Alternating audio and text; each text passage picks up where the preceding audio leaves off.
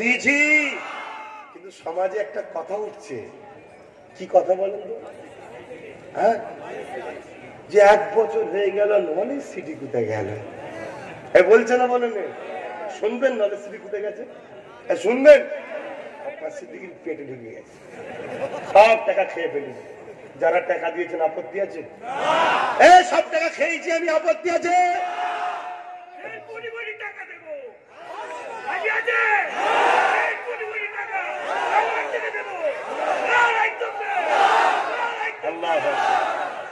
তাহলে যে টাকা দিয়েছে খেয়ে ফেলেছি সে বলছে অসুবিধে নেই, আর যে টাকা দেয়নি তার মাথায় বাস পড়ছে কেন?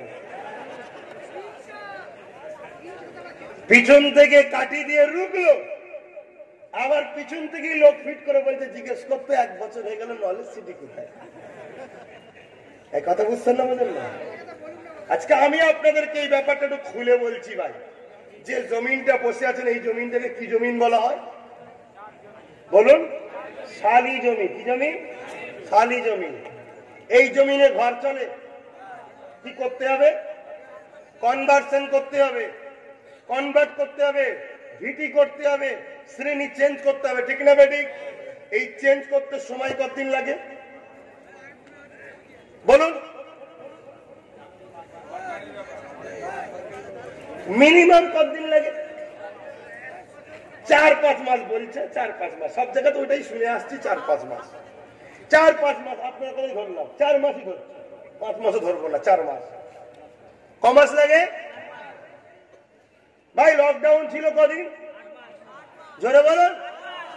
1 বছর হয়েছে নলেজ সিটি শুভ সূচনা, 1 বছর, ঠিক না বেটি?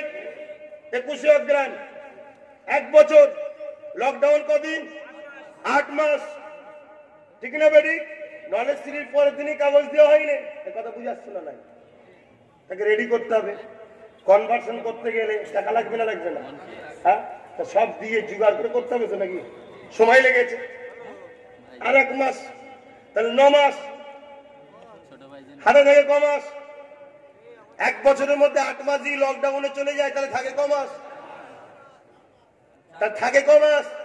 4 মাস। আচ্ছা বলুন তো দেখি, আপনারা যে 4-5 মাস বলছেন ওটা ক শতকে? 10 শতক।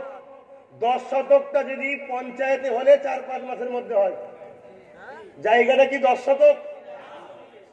4 বিঘে কম বেশির ওপরে হলে বিএলআরও হয় না, জেলা আরো বাসী হলে জেলাও পারে না। নবান্ন আমার বন্ধু বসে আছে তো, নাকি?